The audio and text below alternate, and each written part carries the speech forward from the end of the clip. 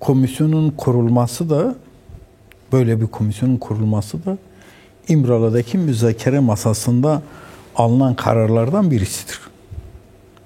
Yani ve Başkan Apo'nun, hareketimizin taleplerinden birisidir. Kabul görmüş bir taleptir.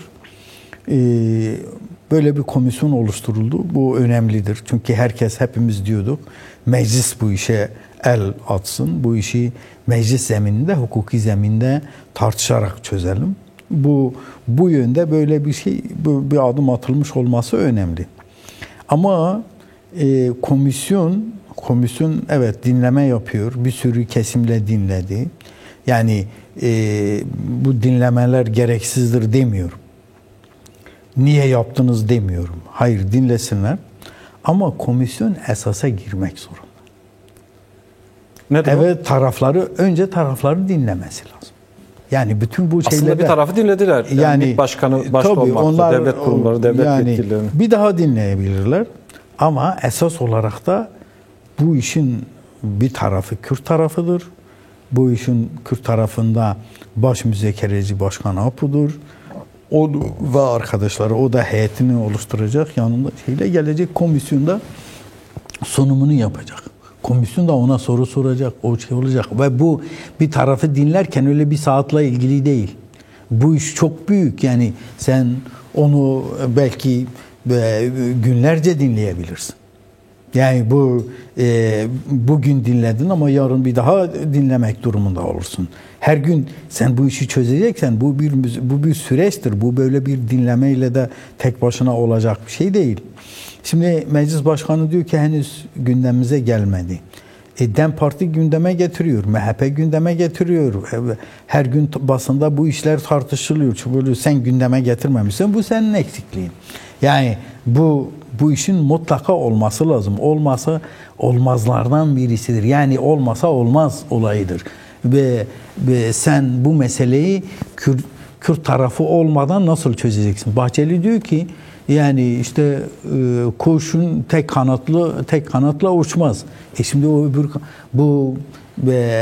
o kanadı oluşturamazsan evet uçmaz.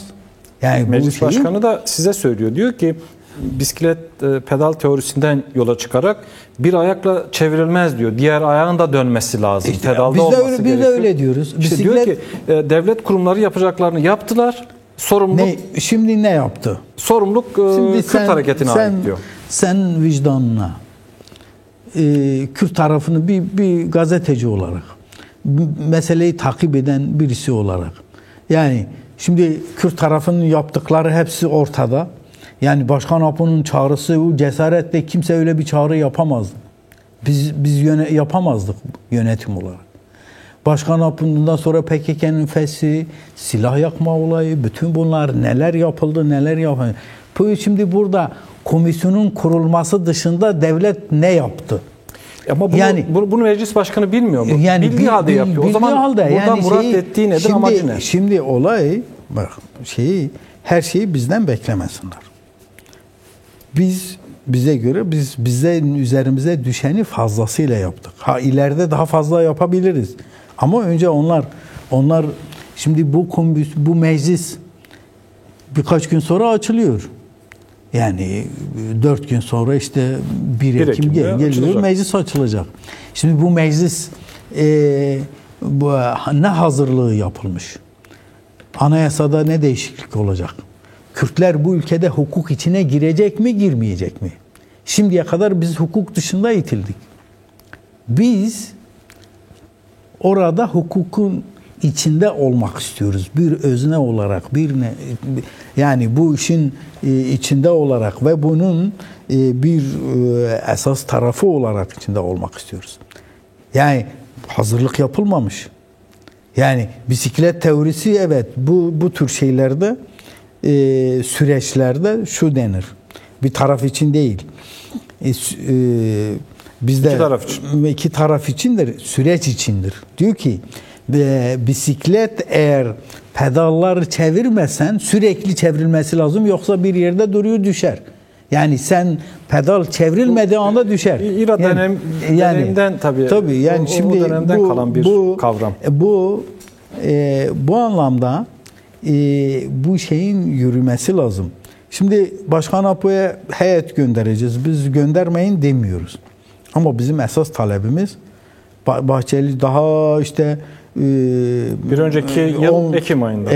İşte 11 ay önce diyor ki meclise gelsin. Çağrı mecliseydi. Başkan Apo yani getirin mecliste dinleyin. Bunun altyapısını hazırlayın. Elinizi tutan mı var? Önünde bir engel de yok. Engel de yok. Peki, yani şimdi mesele bu. Biz bu sürece ilişkin de şunu söylüyoruz. Çok yavaş yürütüyorlar. Çok yavaş. Neden? Yani işte mesele şimdi burada Türkiye'de bir kesim süre kazanmaya yönelik. Biz öyle yani işte mecburiyet var. Biraz şey yapalım ama zaman kazanalım. Yarın öbür gün ne olacak ona göre bakalım. Şey edelim. Böyle bir şey var. Şimdi bir yıldır işte 1 Ekim geliyor. 1 Ekim'e işte 4 gün var. Bir yıldır böyle bir süreç var. Bu süreç eğer bu yıl içinde bu kadar hızlandırmış olsalardı biz seninle bugün bunları tartışmıyorduk. Belki seninle bu programı Ahmet'te yapıyor olacaktık. Kesinlikle. Yani bir şey sorayım. Evet. Eğer bu komisyon Sayın Öcalan'ı dilemezse ya da İmralı Adası'na gitmezse tavırınız ne olur? Yani bu yani biz kabul edemeyiz. Böyle bir şey mümkün değil. Yani hareket bu konuda bu hareket neden şu anda bu kadar adım attı? Çözüm için. Eğer Başkan Apo'da dinlenmeyecekse, bunu sen taraf olarak onu dinlemeyeceksen, kendi adına bir şey, kendine göre bir şey yapıyorsan, o zaman yani bu bir çözüm değil. Biz onu öyle değerlendiririz ve bunun karşı tarafın bu işi yapmadığı, ciddiye almadığı komisyon normalde çok daha önce kurulması gerekirdi. Yani onda da gecikme oldu. Onda gecikme oldu. Kurulduktan sonra Başkan Apo ile görüşmesi gerekirdi. Geçen ay olmadı. Bu ay ortalarında olması gerekirdi en geç. Başka hangi sözler verildi? Yani kamuoyuna yansıyan bilgiler vardı. Çünkü yani aslında deniliyordu ki bu işin Haziran sonu bitmesi gerekiyordu. Sayın Öcalan'ın fiziki özgürlüğü de dahil olmak üzere. Tabii. Hangi sözler verildi? Hangilerin gerekleri yapılmadı? Şimdi bak, Başkan Apo şu anda bir evde olması gerekirdi.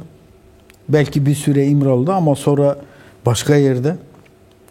Şu anda her taraftan misafir kabul edebilmesi gerekirdi. Dünya ile irtibat kurabilmesi gerekirdi. Basınla, yani kendisinin bir basın birimi olması gerekirdi. Sekreteriyası olması gerekirdi. Bir taraf olarak her gün siyaset yapabilmesi gerekirdi. Bütün bunlar hazır olması gerekirdi. Bu ta aylar önce bütün bunlar yapılmalıydı. Yapılmadı. Bu komisyon çok daha fazla çalışıp şu ana kadar bir sürü kanun meclis açılıyor. Bu işe taraflarla görüşmesi, bir sürü kanun önerisi hazırlığı yapılmış olması gerekirdi. Yani bir mesele tek başına birilerinin silah bırakıp bırakmama meselesi değil. Burada Kürt sorunu olayı var. Bu sorunun çözülmesi lazım. Şimdi bu sorunun kaynaklarını sen kurutmasan, yani bu savaşın sebeplerini ortadan kaldırmasan sen meseleyi nasıl çözeceksin? Sebepleri kimse öyle durup dururken ben gidip savaşayım demedi yani. Numan Kurtulmuş diyor ki bizim görevimiz yasal ve hukuki düzenlemeler yapmak, silah bırakanlarla ilgili. Buna ne diyorsunuz? İkincisi bu. Şimdi tek başına yasal düzenlemeler, hukuki düzenlemeler henüz hiçbir şey yok. Kendilerinin bir hazırlığı var mı onu da bilmiyoruz. Kendilerinin yapacağı tek taraflı bir yasal düzenleme bu işi çözmez. Biz onu biliyoruz. Birlikte bazı şeylerin müzakereyle bazı noktalarda şimdi üzerinde anlaşılması lazım. Yani bu müzakere sonucu, ondan sonra o müzakere sonucuna göre bunun hukuki şekli olarak altyapısının yaratılıp kanun önerisinin işte yapılıp meclise sunulması lazım ve orada kabul görmesi lazım. Yani hukuk ayağı o şekilde olur. Tek başına silah bırakanlar olayıyla değil. Yani mesele işte PKK silah bıraktı, gelsinler biz bir kanun çıkardık, gelsinler silah bıraktılar, bitti gitti. Böyle bir şey olmaz, böyle bir şey yok. Yani bu böyle bir şimdi bu insanlar neden ellerine silah aldılar? O nedenlerin ortadan kaldırılması. Bu adımlar Kürtlerin kimlik haklarıdır, Kürtlerin siyaset hakkıdır, Kürtlerin örgütlenme hakkıdır, Kürtlerin eğitim hakkıdır, Kürtlerin kendi kendini yönetme hakkıdır. Bütün bunlar kendisini güven içinde hissetme hakkıdır. O devlete ortak olma hakkıdır. Yani bütün bunlar olmak durumunda. Ya atılmadığı zaman bunlar aynı zamanda Mayıs'ta PKK'nın Fesih Kongresi'ndeki alınan kararların da hayata geçmesini zorlaştırmıyor mu? Zorlaştırıyor tabii. Şimdiye kadar biz eğer onlar bu adımları atmış olsaydı biz şimdi bunun karşılığında bir sürü başka adım atmış olurduk. Yani biz varız. Bu konuda samimiyiz. Peki Kürt Halk Müdürü Abdullah Öcalan sizlerle kendi hareketiyle görüşebiliyor mu, konuşabiliyor mu? Bu beklenti ne ya da olması gerekenler ne? Çünkü kongre açıktan yetkiyi Kürt Halk Müdürü Abdullah Öcalan'a veriyor.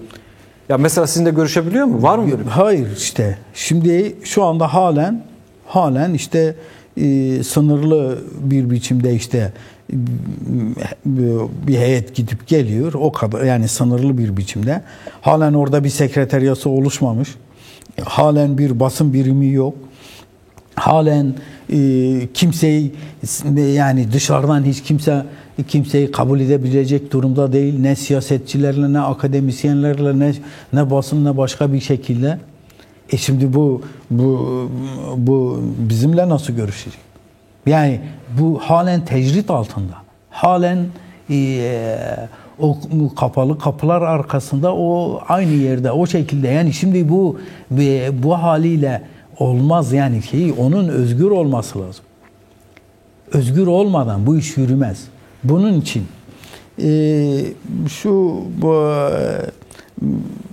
tabii bu benim yorumum. Tayyip Erdoğan belki burada işte Amerika'da gitti geldi, şimdi bu konuyla ilgili kendisine göre ne pazarlıklar yaptı.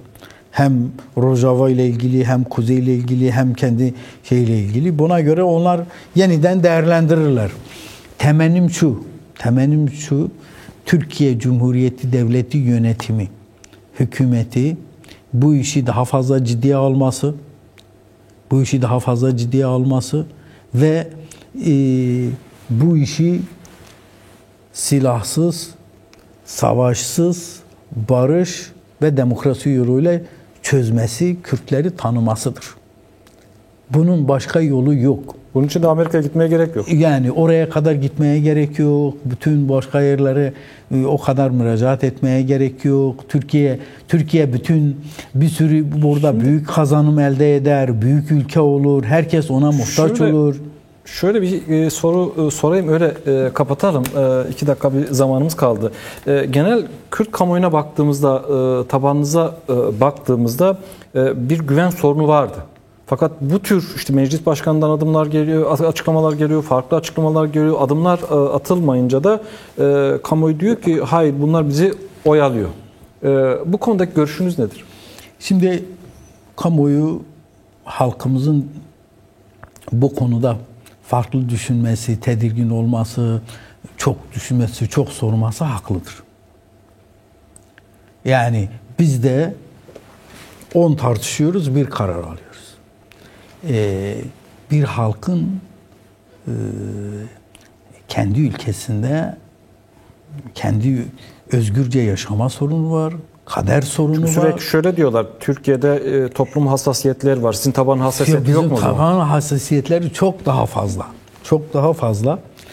Ve bizim taban süreci destekliyor ama tereddütleri fazla. Yani bu tereddütler bizim arkadaş yapımızda, yönetimimizde de var. Bütün bunlar, ama biz şunu söylüyoruz. Biz samimiyiz. Biz bir daha çatışma olmasın. Bir daha kimse ölmesin. bir daha insanlar birbirine girmesin ve her şey huzur içinde barış yoluyla çözülsün. Ama gerçekten çözülsün istiyoruz. Yani Kürtler hukuk içine alınmak durumunda. Yani bunu istiyoruz ve bunda samimiyiz. Karşı taraf samimi ise bunu çok kısa sürede bitirebiliriz. Bunun zemin koşulları var. Var, zemini var. Peki. Yani bu şansı, bunu kimse elden kaçırmamalı. Farklı yöne kimse bakmamalı. Kürtleri şöyle böyle suçlamamalı. Kürtler orada özgürce güven içinde o ülkede yaşamak istiyorlar. Bunun şartları hazırlanmış olması lazım. Ve halkımız şunu bilsin. Bu örgüt yönetimi bütün bunları kendi içinde de tartışıyor. Üzerinde duruyor. Başkan Apo bu konuda o da son derece duyarlı ve adım atarken de son derece duyarlıdır. Tüm mesele çözüme endeksli olarak atılıyor. Yoksa oraya bu ilişkin bir karşılıklı, her şey karşılıklı olmak zorunda. Yoksa başka türlü yürümez. İnanıyorum ve temennimiz de odur. Biz bu süreci başarıyla götürmek istiyoruz. Temennimiz başarıya gitmesidir. Sayın Aydar,